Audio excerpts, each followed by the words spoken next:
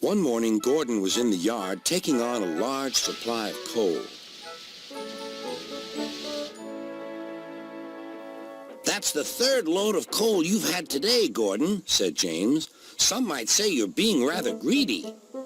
"I'm an important engine," replied Gordon. "Important engines need plenty of coal, but I doubt if you would understand that, James." James snorted and went about his work.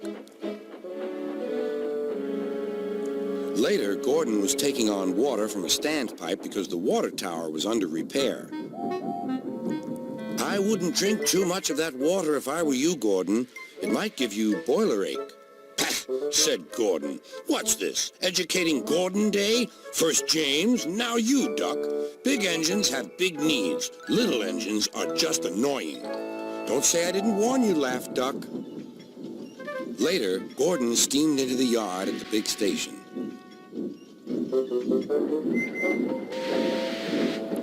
"That's what I need," exclaimed Gordon. There, emerging out of the sheds, were two shiny tenders.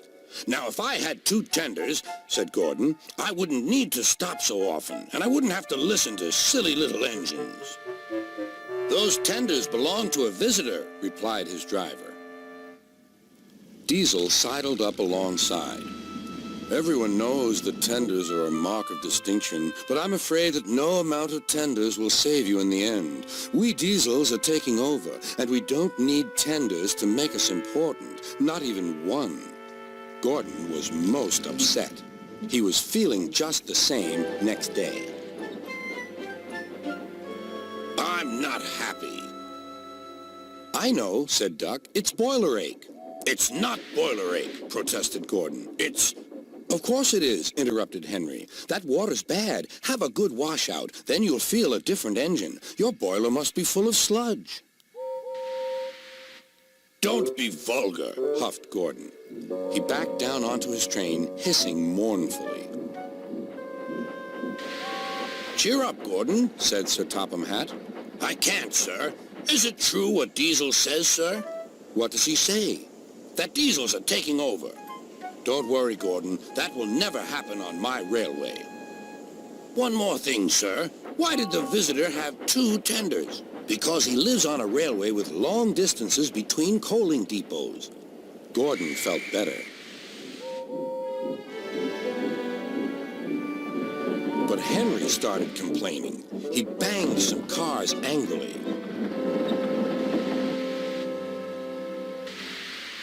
"I always work hard enough for two," he puffed. "I deserve another tender." Duck whispered something to Donald. He was going to play a trick on Henry. "Henry," he asked, "would you like my tenders?" "Yours? What have you got to do with tenders?" "All right," said Duck. "The deal's off. Would you like them, Donald?" "I wouldn't deprive you of the honor," replied Donald. "It is a great honor," continued Duck thoughtfully, "but I'm only a tank engine. Perhaps James might—" "I'm sorry I was rude," said Henry hastily. "How many tenders have you, and when could I have them?" "I have 6, and you can have them this evening." "6 lovely tenders," chortled Henry. "What a splendid sight I'll be." Henry was excited all day. "Do you think it will be all right?" he asked for the umpteenth time. "Of course," said Duck. "They're all ready now."